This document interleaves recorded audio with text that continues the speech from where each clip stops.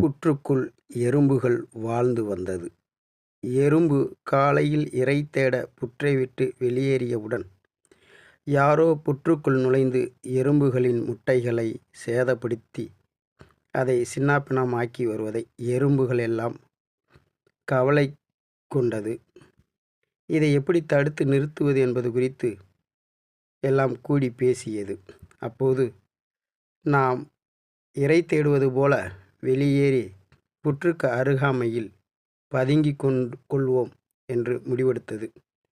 அதன்படியே எறும்புகள் புற்றுக்கு அருகாமையில் பதுங்கிக் கொண்டிருந்தது. அப்போது ஒரு பெரிய கருநாகம் புற்றுக்குள் நுழைவதை எறும்புகள் பார்த்தது. ஓ, இத்தனை நாட்களாக இந்த கருநாகம்தான் நமது முட்டைகளையெல்லாம் சேதப்படுத்தி அதை நாசமாக்கி இருக்கிறது.